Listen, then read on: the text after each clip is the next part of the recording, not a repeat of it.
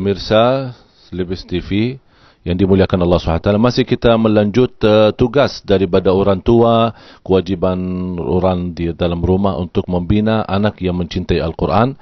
Sana orang tuanya ada poin yang terakhir, baru kita mengambil sebuah kata-kata atau sebuah hadiah dari seorang anak menghafal Al-Quran.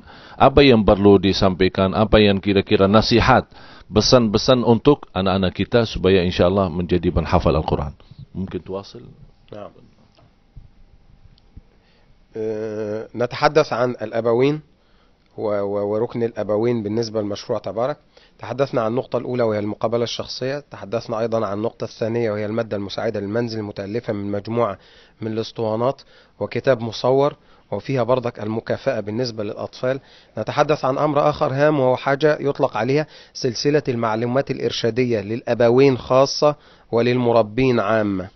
هذه السلسلة عبارة عن مجموعة من الورق يرسل مع الأطفال للمنزل بانتظام، يعطي فكرة للأب والأم عن كيفية التعامل مع هذه المرحلة العمرية.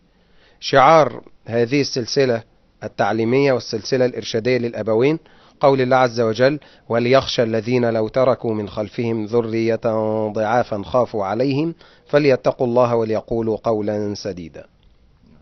Dan salah satu yang sangat penting untuk kedua orang tua, ada yang membina atau yang berminat anaknya diikutin program Tabarak ini, ada satu tulisan atau catatan yang akan diserahkan oleh pihak proyek Tabarak yang akan dibawa oleh anak kita sendiri ke rumah, dan agar bisa orang tua kontrol terus.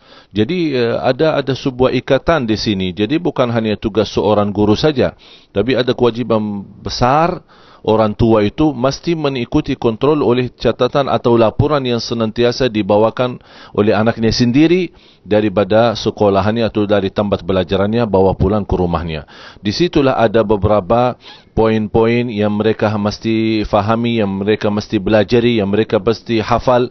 Karena ini semua ada banyak manfaat. Terutama catatan itu atau tulisan itu sesuai umur mereka masing-masing, sesuai umur anak kita.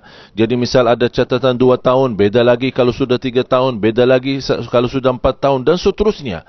Ini perubahan dalam catatan itu membantu orang tua agar dia mampu membina anaknya dalam proses perubahan umur itu. Itulah yang kita harapkan dalam proyek Tabarak ini, yang insyaAllah mudah-mudahan menjadi bermanfaat, berguna. رابع نقطة بالنسبة للأبوين وتعد الأخيرة هي وجود مجالس للآباء والأمهات، اجتماع للآباء والأمهات، وهذا في يوم محدد بالنسبة لكل مرحلة من مراحل المشروع 7، بالإضافة لأنه يسبق هذه الاجتماعات الرحلة لا نعتبرها اختيارية، ولكن رحلة لابد من خروج الأبوين مع الأطفال مع المعلمين من مشروع تبارك، يخرجون جميعا في رحلة. هذه الرحلة تسبق امتحان منتصف المرحلة أو اختبار منتصف المرحلة، وتسبق أيضا اجتماع الآباء والأمهات مع القائمين على المشروع، وهذا الاجتماع أيضا يعد نوع من التأهيل للآباء والأمهات، ويخبرهم بمستوى أبنائهم، ويخبرهم بكيفية متابعة الأمور وما مضى من الخطة وما هو باقي إن شاء الله، وهذا على مستوى كل مرحلة.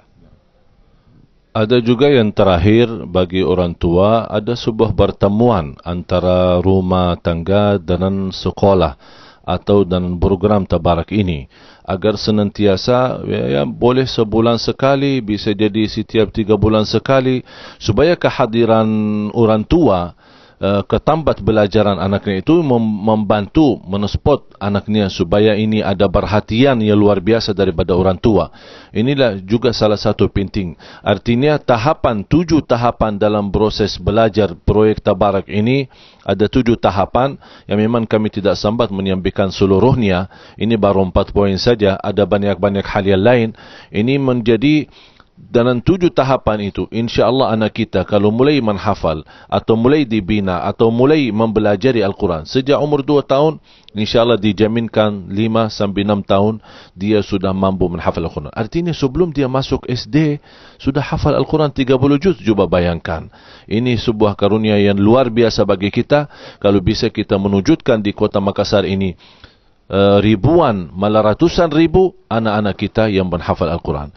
Di sini ada juga anak-anak di antara anaknya beliau yang bernama Yazid. Nanti kita akan bincang sedikit kira-kira apa pesan-pesan dari beliau untuk anak-anak kita di Makassar. Saya minta sama bapaknya menutupi dengan kata-kata yang terakhir untuk pemirsa Seribi TV. بالنسبة للركن الثاني وهو ركن المعلمين أو ركن احنا نطلق عليهم الميسرين facilitators، يتلخص الأمر معهم في أن يعقد لهم دورات تدريبية باستمرار، بالإضافة لوجود اجتماع أسبوعي معهم يجعلهم فضل الله عز وجل على المستوى الذي يساعدهم على توصيل البرنامج للأولاد. لأن وظيفة الميسرين أو المعلمين ليس التعليم بأنفسهم، ولكن أنهم يربطون ما بين المادة التعليمية الموجودة من خلال جهاز الكمبيوتر، موجود e-learning program على الشاشات الكمبيوتر، وما بين المتعلم اللي هو يعد الطفل الصغير. Dan salah satu juga ada poin yang ditambah adalah khusus ada seminar atau kursus untuk para guru yang perlu juga mereka yang memiliki keahlian dan fasilitas yang cukup tinggi dan bagus untuk membina program Tabarak ini.